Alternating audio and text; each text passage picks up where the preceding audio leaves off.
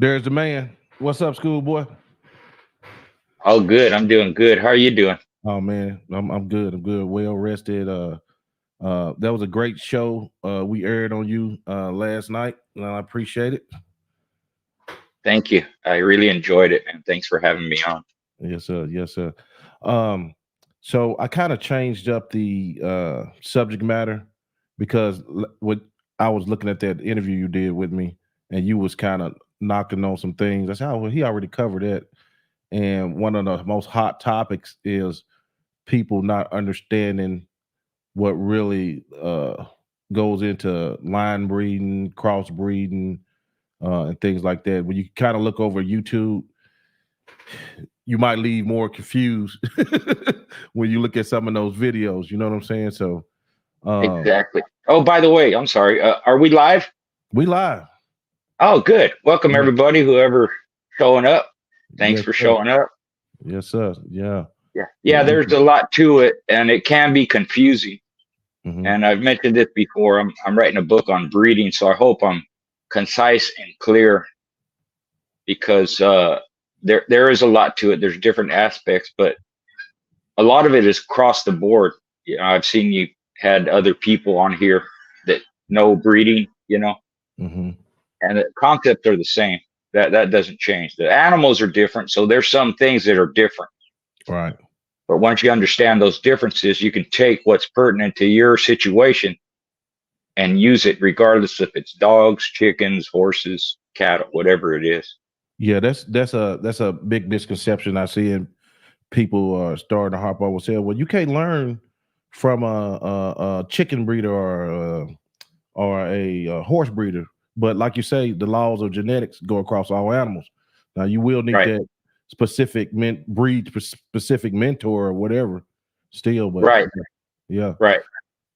what does line breeding look like to you, schoolboy? The original definition of line breeding, and it's changed, and that's happens sometimes with words or definitions because they're changed to include other things along the same lines of what you're talking about.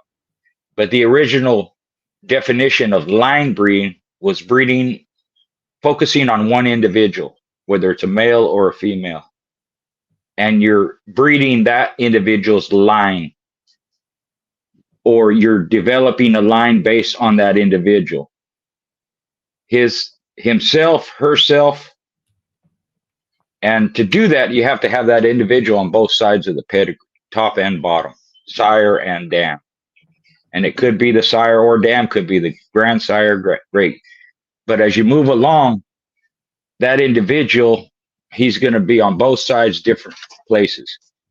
Going to be the he could be the great grandsire, he could be the uncle, he could be the great grandsire on the top, the uncle on the bottom, sire on the top, grandsire on the bottom, and vice versa with females. Mm-hmm. Then Okay. it was changed to mean uh, either families, particular families, or uh, bloodlines. So a family would be like a Carver dog, right? Carver had different individuals or different bloodlines within his family of dogs, but they're all Carver dogs. It's his method, his procedures, and the individuals he used. So you're going to see a lot of the same individuals, but you're going to see different ones. And the same with a bloodline. If a bloodline is named after a dog like Bolio or Bully Son, Mm-hmm. that individual bloodline is on both sides of the pedigrees. So that's the definition of line breeding. And line breeding, where it's different from inbreeding, is it's family breeding, meaning grandfather, grandson, grandfather, grandmother, uncle, cousins, half brother, half sister, aunt to nephew, uncle to niece, like that. Okay. Okay. But so what I'm getting from you is it's pretty much focused on a dog that you want to keep recreating. Am I wrong or right? You're right. You want to keep either recreating that dog, or at the very least, or the best, if you want to look at it that way, retain those traits within your family of dogs. Gotcha. Is there whereas inbreeding, it's immediate family, mother to son, father to daughter, inbred granddaughter to grandson, or inbred grandson to grandmother. Inbred grandson to grandmother, inbred granddaughter to grandfather, like that. Is brother and sister the closest form of inbreeding? Yes, the closest form where you're capturing both sides. Okay. Because if you're breeding father to daughter, you're focusing on the sire side. If you're breeding mother to son, you're focusing on the mother side. When it's brother sister, you're focusing on both sides. Okay. So what you're looking to get is, when you breed brother and sister, is both sides in the resultant pups. You want the sire and dam, both of them, through the brother and sister litter mates. You want to have both parents in those pups that are from that breeding. Right. And that'll probably really seriously lock in some traits, that breeding. Yeah. Yeah. Okay. The thing is, though, is that you may not get that. Okay. So I would say, if you get that, the breeding was successful, because that's the reason you're doing it. You want both sides. Mm-hmm. You could get where, even though you're breeding brother and sister, you could get more of the traits of the sire and more of the traits of the dam. Mm-hmm. Doesn't mean the breeding didn't work, but if you're looking to get both, that's what you should expect. Now, when you are creating a line, do you favor a sex more, or is it all about the traits more? Well, it's always the traits. That's where the focus should be. Okay. As far as where I put, whether you want to say favor or what's most important, it's the female. Okay. Yeah. And there's reasons for that. Because one of the reasons is, with dogs, not with chickens, right? But with dogs, a female can only produce so many pups throughout her life. If you breed her every heat, let's say she comes her first heat, for example, she's a year old. Let's say she lives to be 10 years old. If she comes in twice a year, you breed her every time, you're only getting 20 breedings out of her at the most. For a male, you could breed them hundreds, thousands of times to different females. Mm-hmm. Right. Also, because of the wear and tear that the female has to go through, her body, her uterus, whelping the pups, the actual delivery, how she's fed, her influence on those pups from a very young age, that's what makes her more valuable, because health in that respect is number one. Yeah. And in my opinion and my experience, youth is right up there with health too. So breeding them young, breeding them young, as far as age, for me, would be after a year old. The youngest I ever bred a female was a year and a half. Mm-hmm. So they have to be developed. Doesn't mean they can't have healthy pups and they can't be good mothers, mm-hmm, and all that when they're younger than that, but they're not fully developed, both physically and mentally. Right. So I don't know the science behind that, whether there's stats to say breeding females at 6 months old has caused physical or hormonal or internal organ deficiencies or problems. But just to be on the safe side, I wouldn't breed dogs that young, because they're not fully developed. It's like a young girl. They can have kids at 12 years old. Is that healthy? Not just that it's perverse to do that. That's not my point. I would, in that respect, Yeah. But is it healthy for them to have children that young? So I look at dogs the same way. Is it really healthy for them? Will they develop problems later on because they started having pups so young. Mm. I could see that happening. So if you wait till they're pretty much physically and mentally developed, then they could still be bred young, because traditionally most pit bulls, at least in my time and before that, weren't bred that young. A lot of them weren't bred till they were 5 or 6 years old. Oh, really? Okay. Yeah. Yeah. And a lot of the old dog guys would tell you they wait till their career is over. Oh, yeah. Got it. Yeah. They wouldn't even touch them, you know, Yeah. male or female, Right. Right. if they were used in competition or whatever it was they're being used for. That makes They sense. wouldn't breed them, Right. you know, till they were finished with their career. Gotcha. Gotcha. And I don't agree with it. I don't agree with it, but that was their reasoning. Gotcha.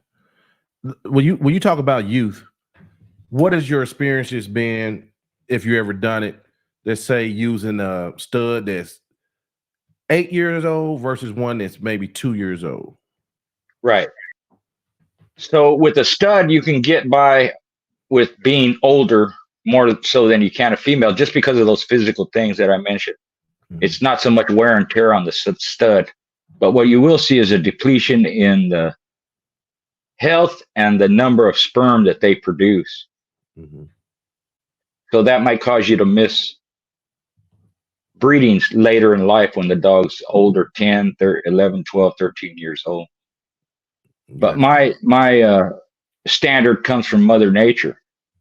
If Mother Nature, especially with predators, doesn't allow older individuals to reproduce, then why would I? Because Mother Nature has a reason for that.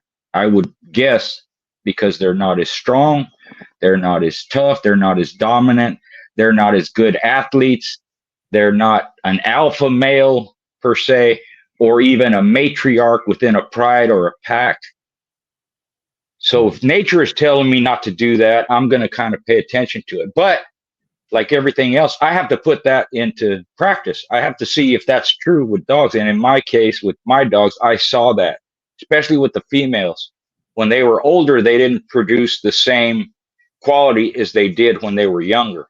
Mhm. And I'm talking 7, 8, 9 years old, like that. Right. The argument that people give is they produce the same when they're older as they do when they're younger. So my question to that is always, did you breed them when they were younger? Most of the time they say no. What age did you start breeding her? 4, 5, 6, 7, like that. So how do you know what she produced when she was 2 years old if you didn't breed her? I've done that. Mhm. I had to check it. I had to see and make sure. Mhm. Is there a difference? In most cases, not all, but in most cases, on a percentage base or a consistency, there's a difference. They showed me that. Right. Right. And one case that really showed me is I had an inbred female and a Jeep female, and I bred her to a tight bred male Jeep dog. Heavy Jeep. Those dogs, when she was younger, were better than the pup she produced when she was older and from an outcross. An outcross, you should produce superior athletes. Hybrid vigor, all that stuff they talk about. They weren't the same quality. And I did that with 2 or 3 different females. Even in a repeat breeding, I made a breeding. Those dogs were good. Repeat breeding, when she was 2 or 3 years older, after that, same male, repeat breeding, they weren't the same quality. They were still good, but not like the first breeding. Right. And that's no indication on repeat breedings whether they're better or less or the same or whatever. That's just in that case, that's what it showed me. And I've seen that in other repeat breedings, if you want to get into that. I've seen where they produce the same, they produce not as good, they produce better. Okay. It's an individual case, individual by individual case where you say that, because there's not enough data and it hasn't been done consistently over time where people are given this information to say, does a repeat breeding produce lesser, the same, or better? Because that part is across the board. Some will tell you not as good, some will tell you the same, and some will tell you better. So I don't know what the stats are on that, but I know in my case, breeding those females older didn't produce the same as when they were younger. Gotcha. Now, I want to backpedal a little bit. I want you to talk about something. I don't know if it just novice thinks this. Well, no, a lot of dog breeders believe this shit. They say that inbreeding, line breeding causes diseases. Would you talk about that? I would say that anything that comes out of a breeding or dog, it's in there already. Yeah. So they might have a relative in the second, third generation that has some flaw in it, a health flaw. But when you inbreed the dogs down from that health flaw, it seems to exasperate it, or it comes out more. Intensify. There's the old term, intensify. There you go. Because you're making a gene pool smaller. So whatever's in there is going to be concentrated on.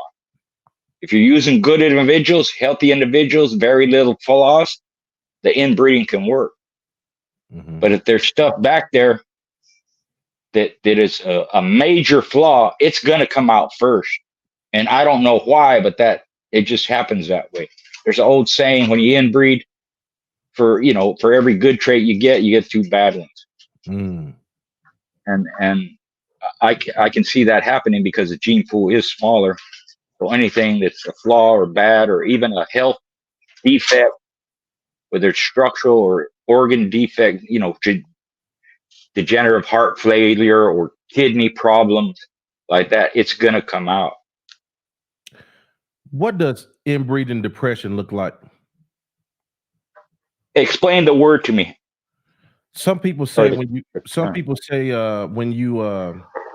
the breedings are too close, the puppies don't have all the lack of vigor, sometimes even almost retarded. Excuse me. Right. No, that's a lot of these terms, I used to know all this stuff, right? But I have to be retaught because I forget, like close cosanguineous breeding, or breeding depression, or hybrid vigor and stuff like that, genotype, phenotype. So I forget sometimes, right? So that's why I ask, it's along those same lines of the flaws that are in there, they're going to come out. And when you make breedings, generally you're going to get the average of the breed, whatever it is. So if that average has flaws in it, that's what you're going to get, a bunch of flaws. Even though the individuals you're using may not show that many flaws, when you inbreed them, it intensifies those flaws. On the flip side, let's say there's very little flaws and a lot of good stuff behind there. Good structure, health, youth, vigor, vitality, soundness, durability, thick skin, good teeth, all these pluses that are involved with good dogs. When you inbreed them, that's what's going to come out mostly, and some minor flaw might come along with it. So inbreeding has its place. But depression is it's the way the word sounds. It's bad because there's too many flaws in there. Now they become dominant when you inbreed. Those flaws become the norm, and that's what you're trying to avoid. You're trying to weed out whatever flaws are in there. So you have to be real careful when inbreeding. We used a couple of terms back then where you have to call hard, and you have to be very selective. So also in inbreeding, you might not get a bunch of individuals in the same litter. You might only get 1.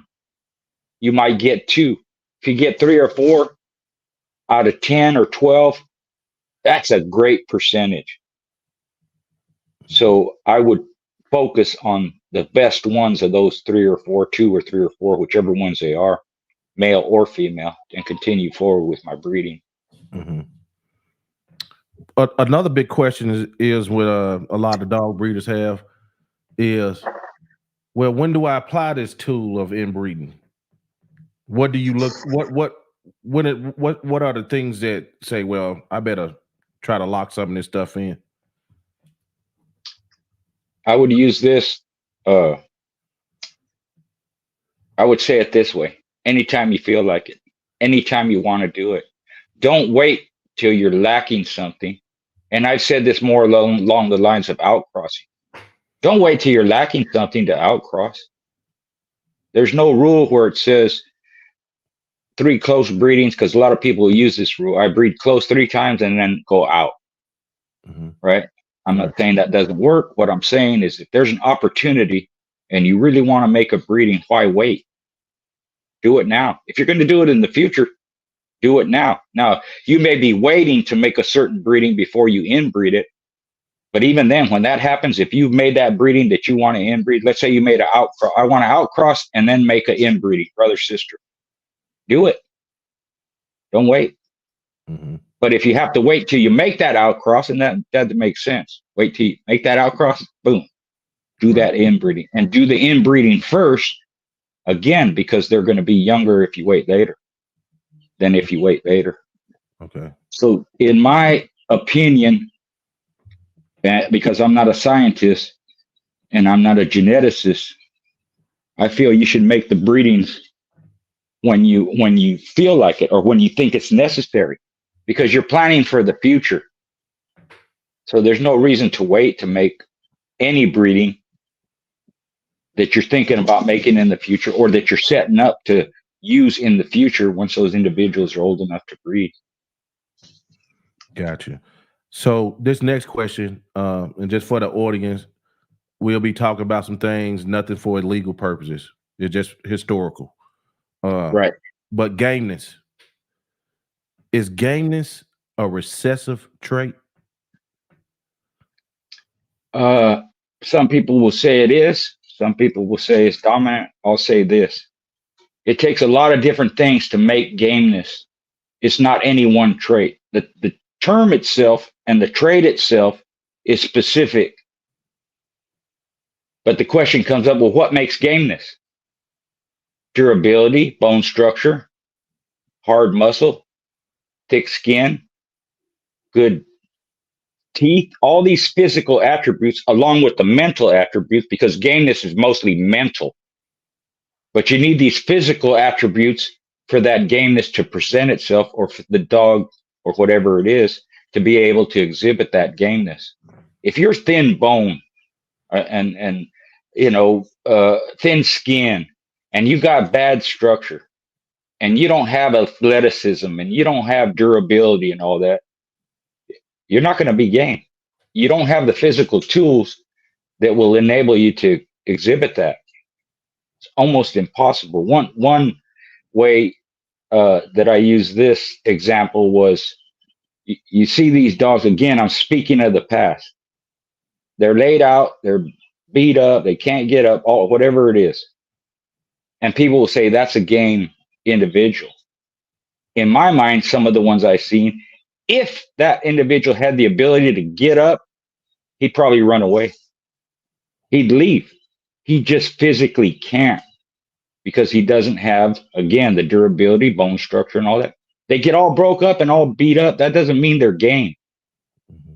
They get tired or whatever. They don't have any air. They don't have the capacity for endurance. That doesn't make them game. If they had to think about it, they'd probably take the hike. They just can't do it. Yeah. So gameness is not one single trait.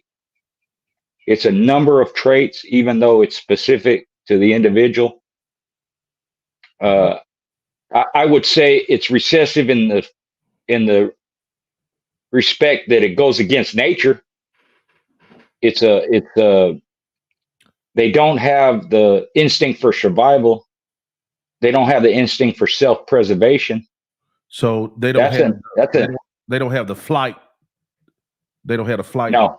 Okay. Yeah. They don't have that flight aspect. No, they don't. Right. Okay. They don't. And there's a lot to it. That's why there's so many topics and comments about it, and arguments and debate over it. I'm not the type to argue. I have my own definition. It is what it is. And I won't even argue with people. because they have their definition of what they saw or did. So my definition is basically this: whatever's happening to that individual, whether they're winning, losing, rattled, hurt, tired, frustrated, depressed, whatever is going on, that individual on his mind is to finish their opponent. He will not quit under any circumstances. And that's the way I learned that from an older gentleman. I adopted it. It made sense to me because, again, there's so many circumstances in which something will quit that you got to kind of cover all bases. Gotcha. In the animal's mind, anyways, they got to think they're winning no matter what. They don't care if they're hurt. They don't care if they're tired. They don't care if something frustrates them. But I've used these terms too: pain, frustration, and fatigue. If they can deal with those three things, you got a pretty game individual. If they can work themselves through those things, pain, frustration, and fatigue, they're pretty game. Because those three things, and not even in that order, is what will cause something to quit. Either they're hurt, or they're frustrated, they can't do what they want to do, or they're tired. Right. Like the old Green Bay Packer coach said, fatigue makes cowards of us all. Yeah, you can't breathe, you can't do nothing. Yeah. Right. You know what I mean? Yeah, yes, sir. Now let me ask you, let's get off into some crossbreeding questions. And I'm gonna take some questions at the end from the audience from you too. I know you probably can't see that chat, but I can. Right. I love it. That'd be great. Oh yeah. So in the dogs you have dealt with in the past, crossbreeding, you say made hell of a athletes. And when you was crossbreeding with somebody, I mean, he must have some tremendous dogs you wanted to add in to your line. And what would be key things you would look for in somebody else's dog that you'll want to add into yours? Or did it just depend on what yours was lacking? There's two ways to look at outcrossing. And outcrossing is you're breeding two individuals that are not related. Two different bloodlines, two different family of dogs that are not related. That's an outcross, a 50-50 outcross. Within that, you do it for two reasons. You're looking for something to add to your bloodline, something different in contrast. Or the way I like to do it is I'm outcrossing to a different bloodline or different family of dogs, not related, that have the same traits as my dogs do. In doing that, you have a better chance of getting the traits that you want because they both have them, even though they're not related. So that's the way I like to do outcrossing. And in some cases, it could have been something that my dogs lacked, like mouth, right? So I'm going to go to something that had more mouth. And I'm also probably going to make outcrosses that were done before that prove to work. It's just the individuals that I'm using have different names from different breeders, but it's the same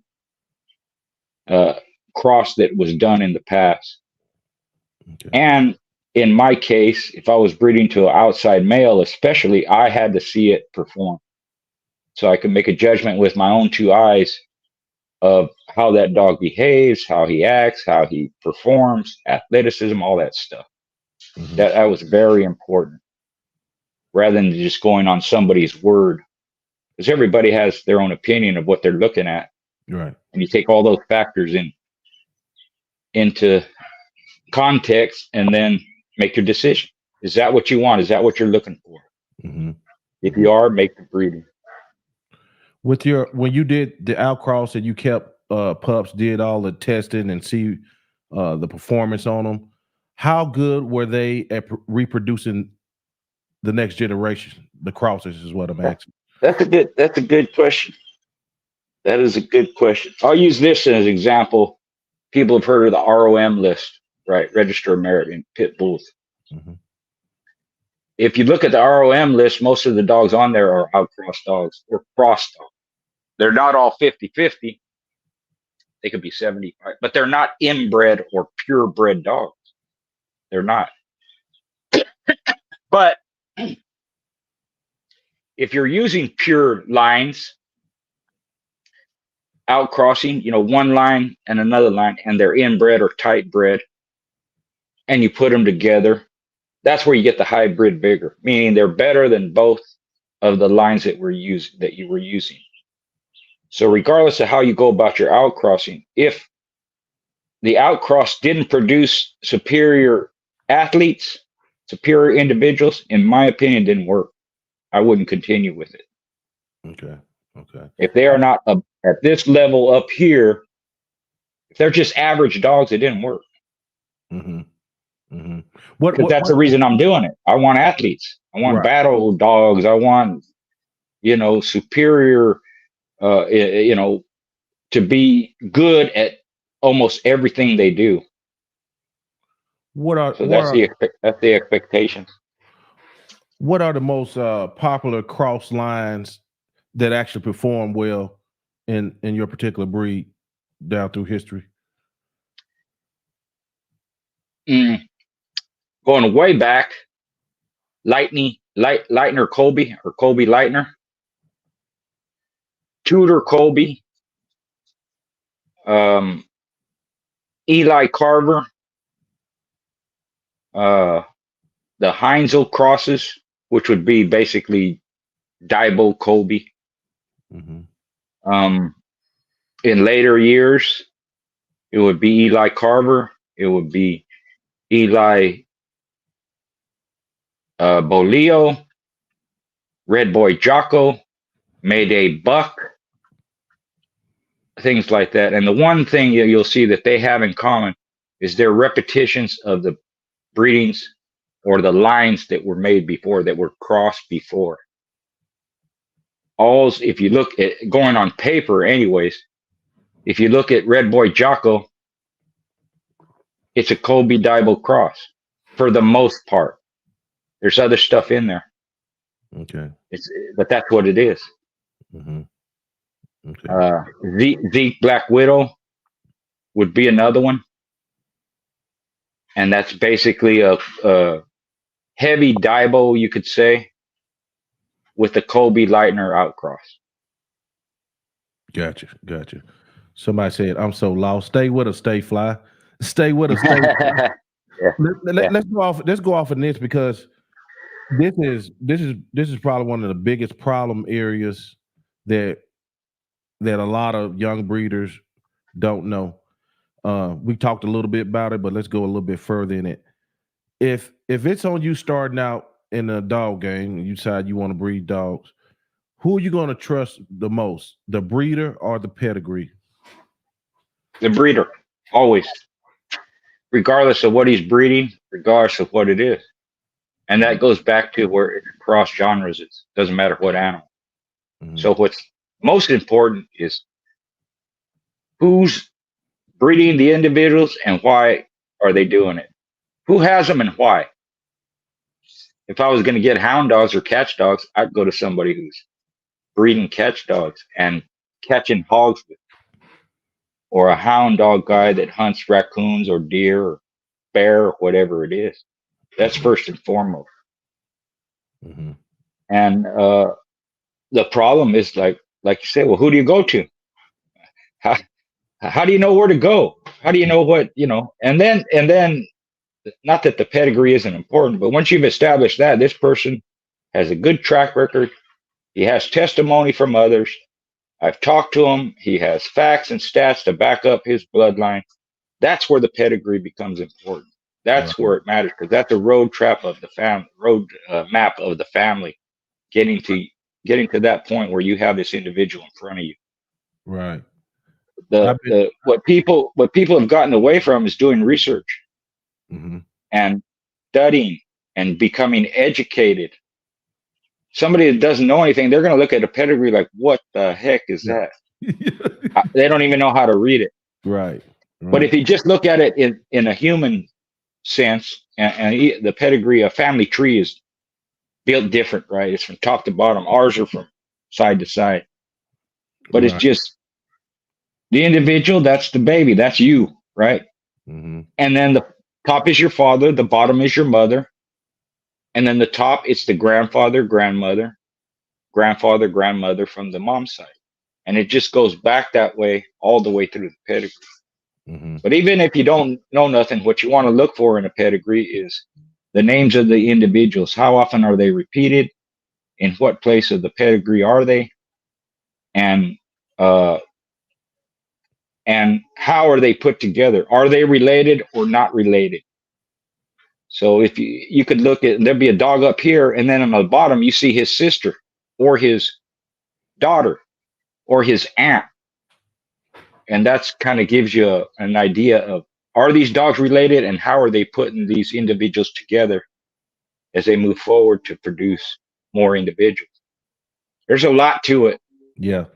Yeah. but like anything else, and I've used this before, if you look at it this way, if you can think back when you were young and you're learning your ABCs or you're learning to count to 10, even if you don't remember that time period in your life, you know it was hard to learn that, to learn your ABCs. Now, you know, it's easy.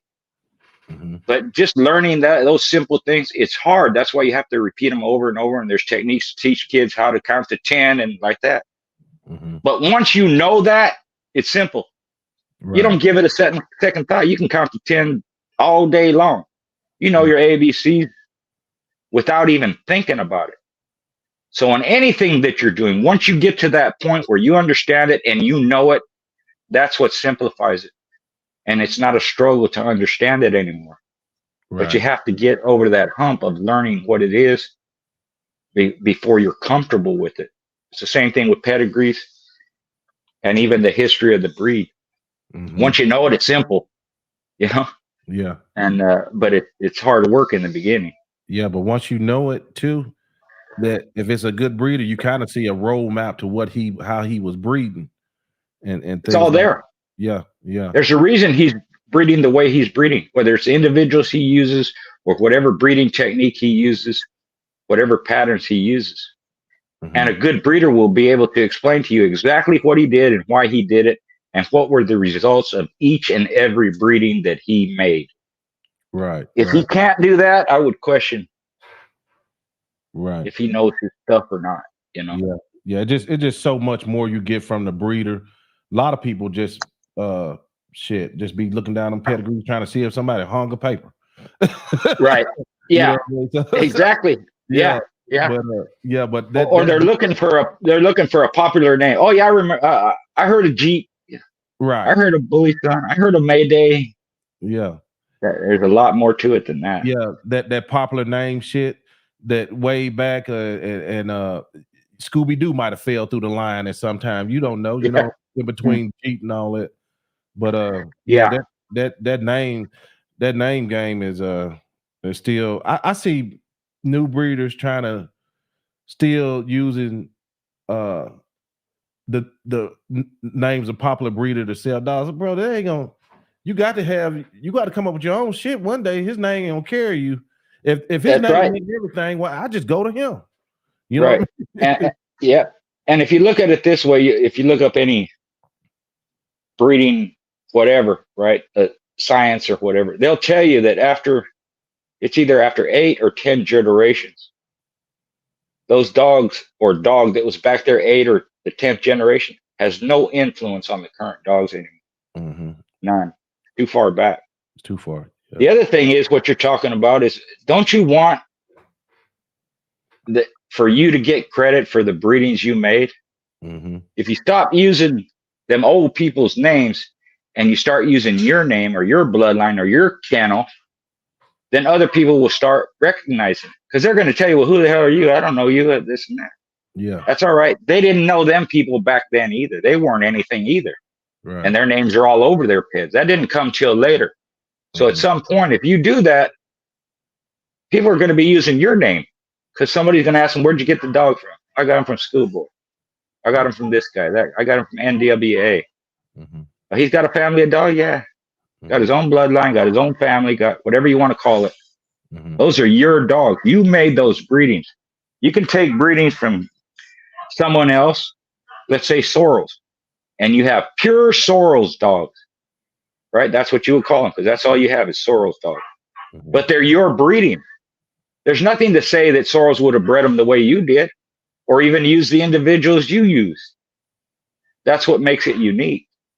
So they're not sorrel dogs no more. They go back to sorrels dogs, just like mine go back to Jeep dogs. But they're not sorrels dogs anymore. No, there's nothing to say that he would even use what you use or done what you do. And if you make them better, then your sorrel dogs are better than sorrels himself. If they're better than those dogs, if you can do that, which a lot of people have done that. Not with, I'm not saying sorrels, I'm not picking on him. He was a great breeder and all that, but that's the point you kind of want to get to. Create your own stuff, do your own thing. People will recognize it. If you're successful, they'll recognize it with you even having to say anything. Selection. You talked about selection. How do you become a good selector? What are the things you need to know to be a good selector of dogs? Right. You have to establish what type of dogs you want, and you're going to make the kind of dogs you want. All the traits, all the temperament, behavior, all the structure. And when you make your breedings, you're going to select the best individuals that represent all your standards. That's where selectivity comes in. And no dog is 100%, or very few are 100%. So they're going to have some flaws in them. Right. If the positives outweigh the negatives, that's acceptable. If they have a major flaw, something that you will not tolerate, and it doesn't matter what it is, then don't breed that individual. You're selecting that individual out of your program. It could be something as stupid or simple as a crooked tail. You don't like crooked tail dogs, don't breed them. If you don't like them, don't breed them. Right. And you're going to get criticism or whatever, but there may be a reason that you don't like crooked tail dogs. It could be those type never worked out. It could be those type, it causes a problem, where the tail connects to their spinal cord, and because it turns up, it causes a physical flaw or something, whatever it is. Or you just don't like the way it looks. Right. How big was conformation and performance? Was it really connected in any ways? Yeah. Okay. Yeah. The way it was connected was, you have individuals that perform a certain way, right? So physics, structure, and all that plays a part in that. There's a reason they're built that way. But regardless of how an animal is built, if their structure helps them perform to their utmost, to their peak, then in that respect, it doesn't matter how they're built. Right. And that's the great thing about the American Pit Bull Terrier. It's bred for function first. And the conformation is secondary to that. Meaning, however the dog is built, if he can perform at his best, going by the way he's built, then that structure is perfect for that dog. Meaning, let's say you have a short, squatty dog, right? And speaking of the past, short, squatty dog is not really good as a head dog because they need leverage, they need height. So that wouldn't really help that individual. Not to say there ain't some that were like that, but they're exceptions. They're not the rule. Same thing for a tall, lanky, thin dog, right? He's not going to get underneath you because you're too low to the ground. It'd be hard for him to do that. So if he tries to do that, it's a detriment. His style is a detriment. Right. You want them more on top. Good wrestlers like that, Right. You want to take a few questions from the audience? Sure. Okay. That'd be great. All right. Lee Masonet, brother, if I'm torturing your name, forgive me. Charge it to my brain and not my heart. How many generations back should you read the pedigree? Sorry about that. Hold on. Wait a minute. I knocked that. Okay, here we go. How many generations back should you read the pedigree? What matters most is the first 4 generations.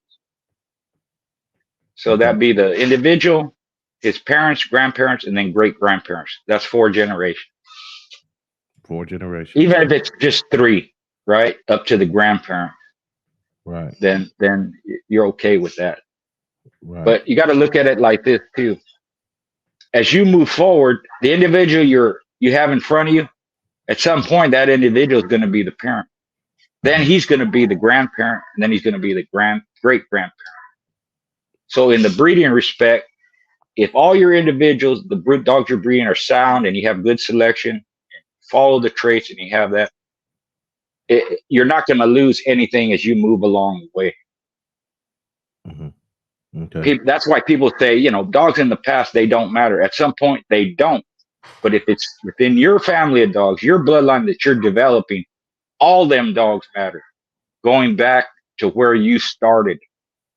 And where you start, your foundation has to be solid. Once you establish that, as you move forward, you keep it solid. And you keep the particular traits you want moving forward.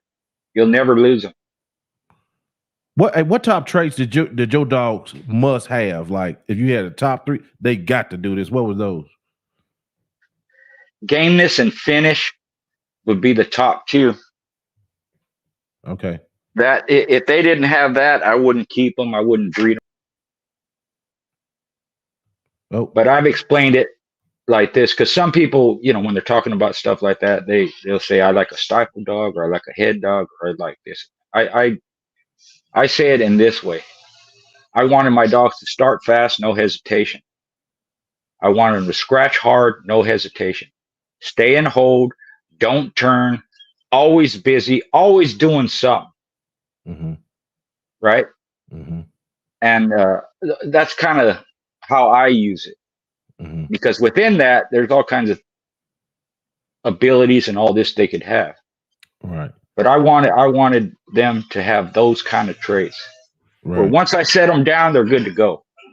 They didn't wait. You didn't have to fuss with them, push their noses together, all this stuff that people do. I didn't like that. I wanted them to be ready.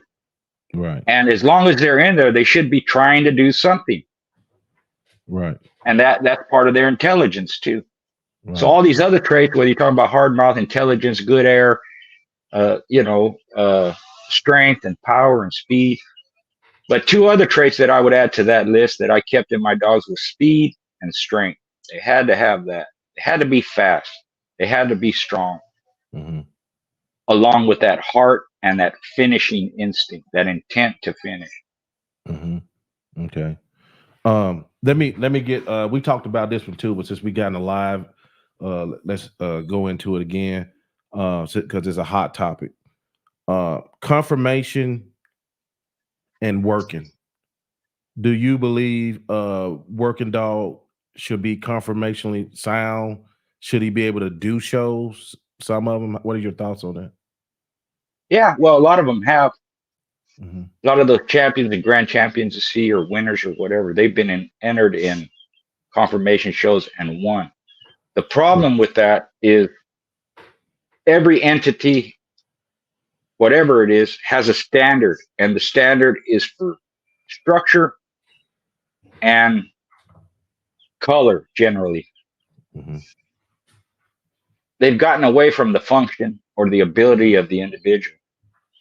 That's the problem with it. That's why you see all these breeds losing their traits or not being used what they were originally bred for, whether it's a hound dog or a sight hound or anything, terriers, whatever. Right. Because you're breeding them for the way they look, not for what they do. Yeah. And I prefer breeding individuals for what they do, and it didn't matter to me in that respect how they look. And that's the good thing about the American Pit Bull Terrier. It's all different sizes, all different looks, all different structures, all different colors. Those things were not important in that respect of they all got to look the same. That's the problem. When they all got to look the same, you ain't breeding them for function. You're breeding them for how they look. They might not even have a function anymore. That might have been bred out of them because you're concentrating on this and you're ignoring what they were originally bred for. So when I judge on symmetry and proportion. which means the dog could be built any which way. Long as his body's evenly built, they can win. So it could be a short, squatty dog. It could be a tall, long dog. It could be a thin dog, thick dog. You know, as long as, you know, and I take into account if their head's too big for their body, that's not good. Right. If they're too short, that's not good. If they're too thin boned, that's not good. So that's how I judge, and that's what I tell people. It's even in one of my books. Symmetry and proportion. Gotcha. Man, I got to get a new prescription on glasses. Damn it! If the breeding is bred tight enough, you can pull certain traits from further back in gene pool. From my experience, what's your thoughts on that, Schoolboy? That's one of the reasons why you make tight breeding. Mm-hmm. You're trying to capture something. It's always the individuals in front of you. That's true. But when you breed tight like that, because the gene pool is so small, is smaller, that's where you can pull traits or structure, whatever it is, from what's behind it. But it's not from, it doesn't have to be from way back. It's up closer because it's an inbreeding. It's up closer to the front. So in that respect, it's easier to capture those traits. Gotcha. When you're inbreeding. Okay. Because they're not so far back. Mm-hmm. Kidding Troiano's in the house. He says, I'm a firm believer that a breeder should select for the whole package, especially for the longevity of the strain or the line, as we would say. You try and get that as close to that as possible. Yeah. And there are some individuals where they're the whole package. It's just so hard to get that you can't expect it in every individual or even most individuals. But imagine if you can get close to that. Whole package would be 100%. What if you have a whole yard of dogs that are 90%? Right. You're way above and ahead of everybody else, mostly. Mm-hmm. So that's what you're trying to do. You want the whole package. It's just so hard to get, but that doesn't mean you shouldn't try. Mm-hmm. And within that, you may get 70, 80, 90%, and then bam, once in a while, you're going to have 100% individual. Mm-hmm. Mm-hmm. Those are what we call freaks of nature. Right. And they don't happen too often. In your mind, they might be 100%, you know. Right. But do they exhibit everything that you're looking for in a dog 100%? Weight, size, structure, temperament, behavior, skin, teeth, ability, air, bite. There's a ton of traits, you know, that it's hard to capture all of them in one individual, much less several of them. And back in the day, dealing with the dog you deal with, right? So how big was kennel blindness? Did you guys talk, judge each other dogs? Hey man, I think you can do it. How did that work back then? Yeah, it happened a lot because, and I'll say it because of this. People, 2 words, purity. That's one, right? They want pure blood. And the other problem is they get stuck in their routine or what their dogs look like or how they perform, right? They don't like to go outside their yard. They don't like to outcross or bring new blood in because they're trying to keep a certain look, a certain structure, a certain behavior and temperament, all these things. Mm-hmm. And that happened a lot. That's why some of these bloodlines, you don't see them anymore. They ran them into the ground, inbred depression or whatever you called it, right? And now they're worthless. They're useless. Mm-hmm. The only benefit I see from that is those heavily inbred dogs, they're holding what's called a lot of blood.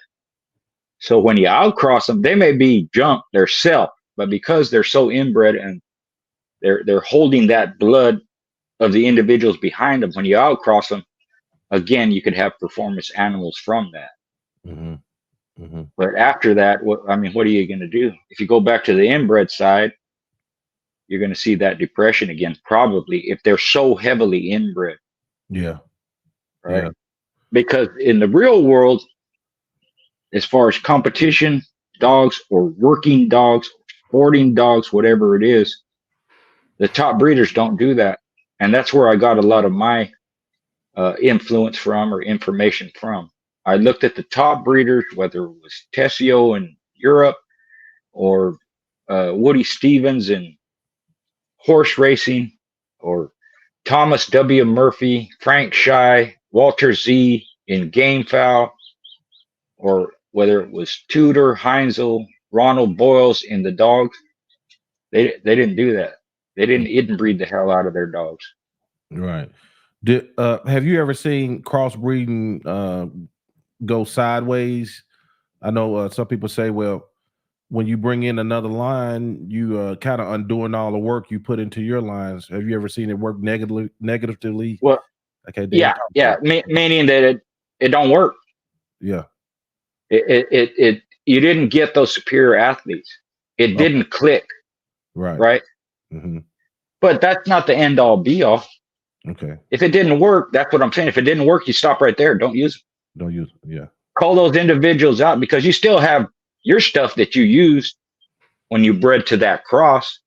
Mm-hmm. So you basically just go back one generation. You call all that stuff, ignore that cross, get rid of it, and you still have your foundation that you can work forward with.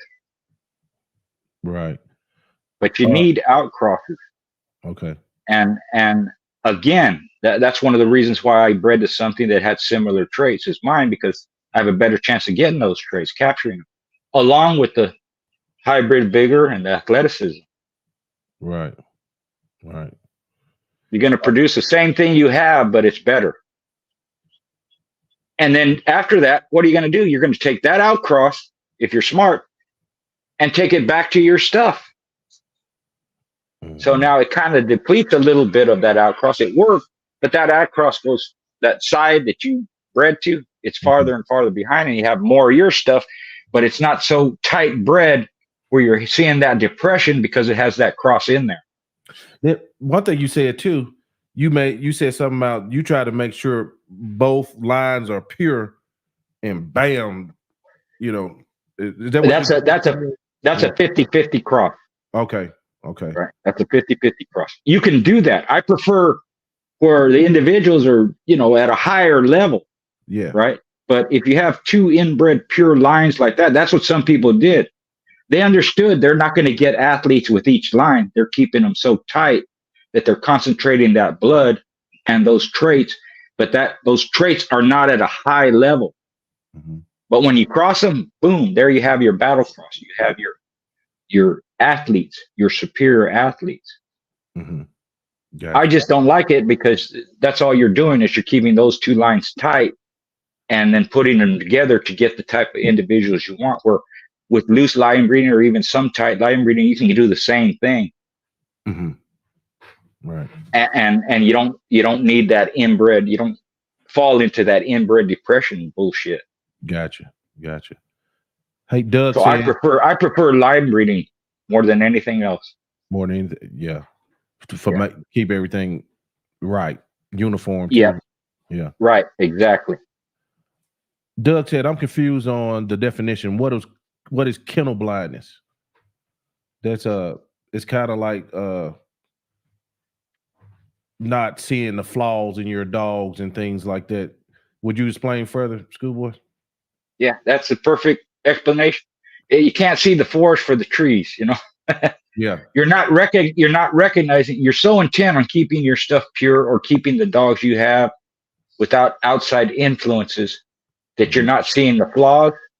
You're not seeing the bad habits. You're accepting certain even major flaws that will hurt your program, but you continue with it anyways. And it's generally based on because of purity. I want purity. I want my dogs to stay pure. Right. And again, show me somebody in history that did that and had long-term success. They didn't. Mm-hmm. They didn't. And again, that's what screwed up a lot of bloodlines. You could say that happened with the OFRN blood. There's still, I'm sure, I don't know, because I don't know what's going on. I'm sure there's some people that still have it, right? Mm-hmm. But not like it used to be before. Why was it lost? Because they ran it into the ground. And that's not just OFRN, that's with the, and even with individual breeders. Someone might have this blood, and because they don't practice that purity BS, they've continued with it for years and years. Someone could have the same type of blood, even related to what this guy has, but because they inbred it so heavily, they ran it into the ground, and it's worthless now. Mm-hmm. Mm-hmm. Zach Runyon, what's up, Zach? But how much can you spread hybrid vigor on your yard before you lose your own blood? He explained that. He said bring it back in. Yeah, he said bring it back in. Yeah, you have to keep your foundation. Yeah. All the outcrop does, besides giving you superior athletes, is it allows you to move forward with your blood. You're throwing an outcross in there. You're taking those resultant pups and going back to your stuff. Even if you, let's say you make an outcross and you take a daughter from that, breed it back to the daddy. That's an inbreeding, right? But it has that cross on the bottom side. Mm-hmm. So it's not so tight where they're a bunch of idiots because it has that cross in there, but it's still focused on your foundation, on your dogs. Yeah, it has enough diversity in there to exactly right to allow you to move forward. Yeah. So these dogs are being used for lots of different other things now. Like you said, you're a judge. What kind of do you do? Do you deal with any sports or? And we know they using a lot of hunting, hog hunting and stuff like that. Yeah. Personally, I didn't. In my background, when I was a kid, we had working cattle dogs, mm-hmm. and we had German Shepherds for protection. So with those two breeds, I used them for what they were for. Mm-hmm. I've been on several hog hunts, even though I'm not a hog hunter. I've judged weight pools, treadmill race, wall climb, even though my dogs weren't involved with that. I have entered my dogs in conformation shows, and I've been a conformation show judge in several different countries all over the U.S. And I just think that to have an understanding of anything, you need to be involved in it as much as you can. Even if you don't agree with it, you should at least go to an event and see what it's all about and give your opinion, so you can give an educated opinion, at least what you saw. Mm-hmm. Right? Mm-hmm. And because of what the breed was used for in the past, this is what people don't think about. All those traits, all those functions, all that games, all that stuff. That's what allows them to be used in legal sports or hunting today. They mm-hmm. exhibit the trait that the breed had in the past. The only difference is they aren't using them for illegal stuff. You can't jump 10, 12, 15 feet in the air if you don't have athleticism. That had to be kept up. You can't pull. I've seen little dogs pull, let's say it was in Mexico, so it's kilos. Maybe it was 3,000 kilos. That's 7,000 or 8,000 pounds mm-hmm. that they're pulling. You got to have strength and desire. Some form of heart. It's not the same as in the past. And the way you know that is some dogs will keep pulling even though they can't move the track. You have to physically stop them. And other dogs will stop on their own. They just quit. They won't pull anymore. Mm-hmm. That comes from the past too. So it's all related in some way. All right. I couldn't talk about hog hunting if I didn't get out there. And they would have me get involved. Hey, Schoolboy, break that dog off the hog. They want to see if all my bullshit is true. Yeah. Oh, you know how to handle dogs? Really? Yeah. Handle it off that pig. Oh, you said you grew up on a farm and you butchered a bunch of animals? Show me. Get on that pig and do it. So I do it. Mm-hmm. And that's why they respect me. Mm-hmm.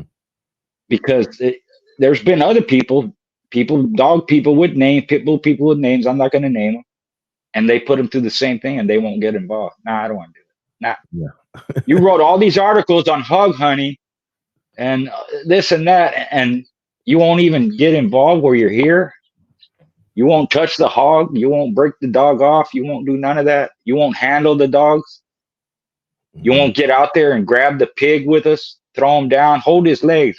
I've done that. I'll hold him. I know how to hold a pig down. I know how to dump them on their back, by the back legs or whatever, you know. If you're going to talk all that stuff, you have to have some experience doing it. Don't matter what it is. Right. Right. So I had to, you know, I knew what they were doing when they tell me that, because we never crossed lines. They never said they knew about pit bulls or none of that. But I never said I'm a hog hunter. I know about catch dog. None of that. I'm following their lead. That's right. So when I sit and talk about pit bulls, they shut up and they listen to what I have to say because they respect. They don't know it, so they want to know. Yeah. Yeah. And when I ask them about hog hunting or whatever, I shut up and listen. They're the experts, not me. That's right. So we don't cross lines that way. We respect each other's lane. Right. I had a breeder friend of mine, man. He said something that's so true. He said, Joe, this dude, I guess he been about breeding about 35, going on 40 years. He said, Joe, we got guys that's 5-10 years in.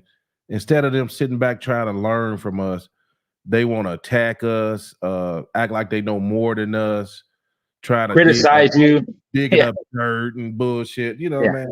Yeah. We need guys right. like this. You know what I'm saying? Yeah. People sometimes they let their ego get in the way, or they searching for clout, or they want to be part of the group, you know, and they think that's the way you do it, you know. Right. And believe me, I know 60, 70, 80-year-old men that sit back and they want to hear these youngster stories. They want to hear what they went through and what they did. And the youngsters want to hear their experiences, the older people.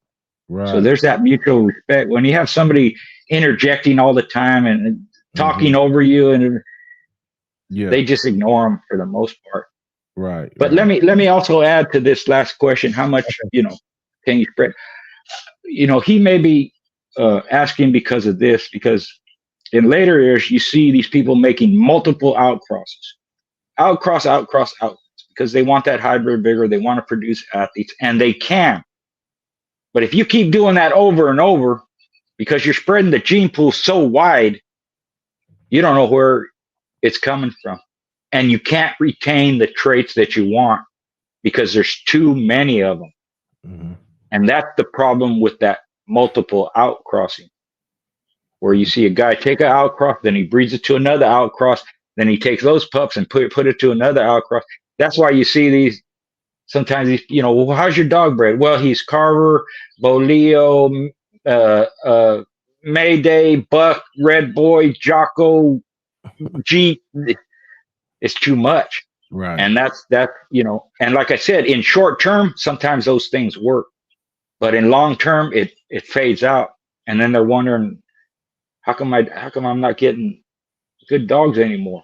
Scatterbred, like Doug saying, scatterbred. Scatterbred. Yeah. All over the place. Now there's a way to use multiple outcrosses, which is, a term I've used, I have it in my book. Yeah. But the way to use, let's say you have a 3-way outcross, right? 3 different bloodlines you put together. You made a outcross breeding, then you threw another cross in there. The way to keep it is to keep bringing those crosses back to the front. So let's say you have Eli Carver Jeep. After making those breedings, that's what the result is. You're going to go back to the Jeep, you're going to go back to the Eli or back to the Carver, and you can keep rotating them like that. So after the 3, let's say I go back to the Jeep. Now I have heavier on the Jeep, and I got the Eli Carver. Then I go and throw Carver back into it. Now I've doubled up on the Carver. I still have the heavy Jeep, more Carver, and less Eli than originally put in. Now I throw Eli back in there. And I've repeated what I did in the past. Now, after 3 generations, I have Eli Carver Jeep again. and you just keep rotating the bloodlines like that. And you can even throw another bloodline in there, and then at some point you're going to bring that to the forefront.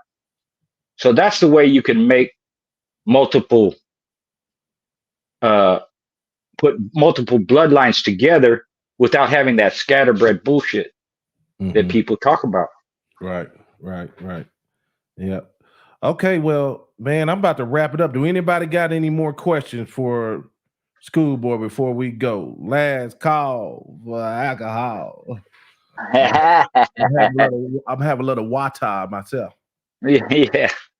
I got some coffee here. I drink coffee all day long. Yeah, my wife's like that. Hey, Miss Nancy, how are you doing? Yep. Thanks for everybody tuning in. Yeah, I don't see any questions right now, but Schoolboy, once again, I appreciate you coming through and doing this with us. Yeah. Anytime, brother. Hopefully we'll be able to do it again. If you got something else comes up, just hit me up, you know. Yeah, everybody later on, or even if it's down the road somewhere. Yeah.